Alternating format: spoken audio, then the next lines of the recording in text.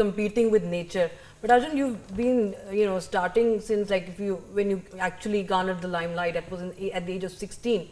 What drove a young 16-year-old to, people are, they like to party maybe or do some adventure sports, theek hai, chale gaye chuttiyon pe, but, risking your life. I mean, how did it come to your mind? I think I was always very passionate towards the outdoors. I think you can very clearly relate to it. I was never sitting in the classroom also when I was in school. Let me tell you, he's my classmate.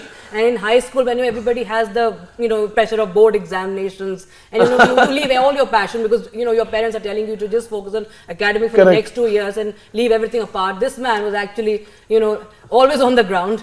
When the teacher would ask, I remember that where is Arjun? We turn back and there's only Arjun's bag in the classroom. And Arjun's never there. So, and that was basically my story, right? Yes. I think it is so evident that I was always outside the classroom, name the sport and I would play it.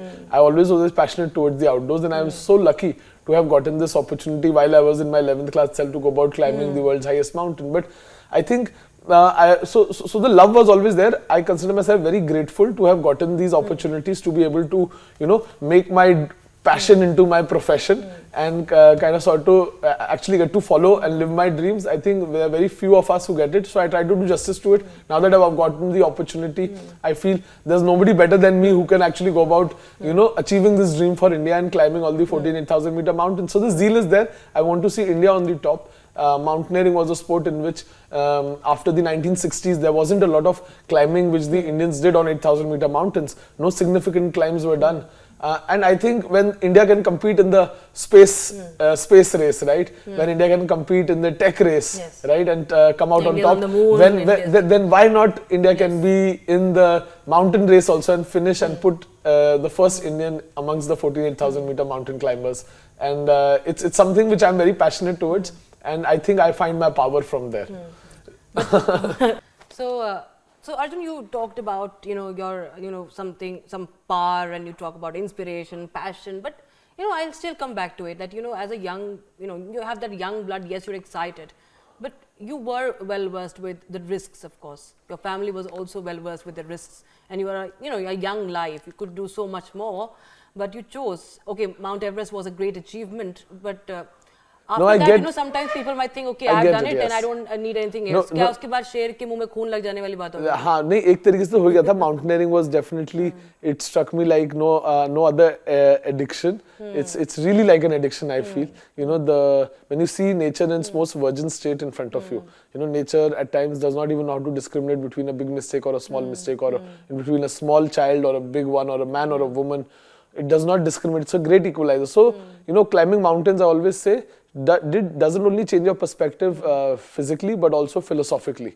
You are able to, with the change in vantage point, you're able to look at situations, look at reality from a far off perspective, and does bring a huge change in drastic shift in your reality as well.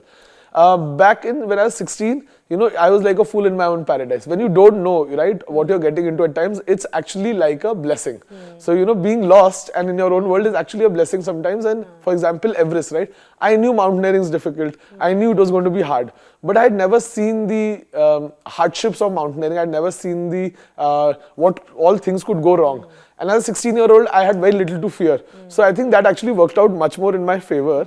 And parents were very apprehensive, but I think I call my mom a tiger mom because she has nerves of steel, and my father is a paratrooper. He was from the 1st Para SF, and he's an inspiration to us all in our family in its own way itself, because the kind of mindset which it requires to be a mountaineer, the kind of never give up spirit, the kind of jugadu mindset which it requires in extreme phase of survival, when there are lack of resources, when there is extreme conditions, you are in a dynamic environment, temperatures are going down to -60, -70 degrees Celsius. In the daytime, it can go up to +55, +50 degrees Celsius. Winds can pick up to 120, 130 kilometers per hour.